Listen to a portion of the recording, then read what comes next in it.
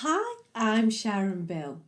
As my lessons progress through the ABRSM Grade 6 Music Theory Workbook, I now turn my attention to Grade 6 Question 1b Exercise 3. In this question, we are required to compose a bass line and also to add a figured bass to show our chord choices. In this particular exercise, we are given an extract from a Telemann flute sonata in E-flat major. In addition to maintaining stylistic unity with the musical features in the given melody line, we must also observe all of the rules of four-part harmony that our figured bass will imply. This will include avoiding consecutive fifths and octaves, don't double the third in a major chord, as well as matters such as the leading note must rise to the tonic. The full lesson can be found on my Patreon channel. If you visit patreon.com/Sharon Bill, you can find the full lesson there,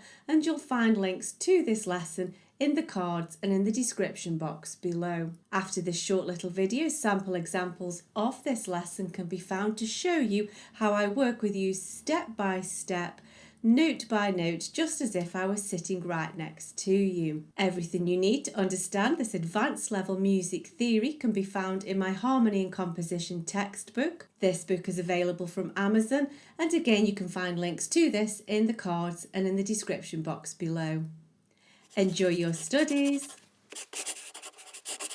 Before we can start allocating chords and deciding upon a bass line, and here I think we can see we're allowed a fairly simple bass line.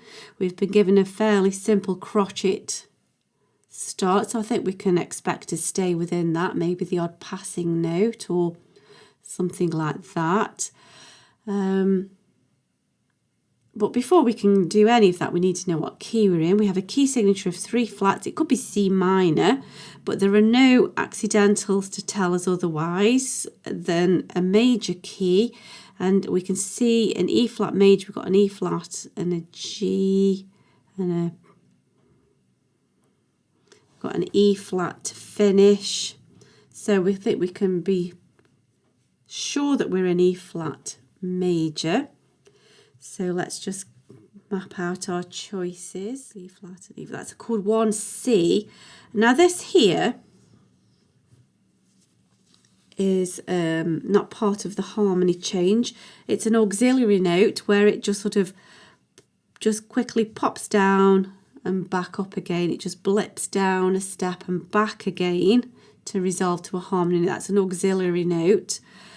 And then E flat, that's a chord 4 and root position, isn't it? Third, rising third sounds lovely actually, so that works in very nice.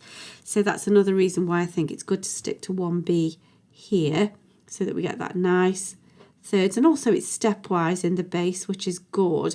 However, I feel that although it's a nice long perfect cadence, it's not the end. So I'm just going to get a little bit of movement here, and so you could do an inversion, call that a 1B and call that a G, and like what we're going to do here, so there's a B flat.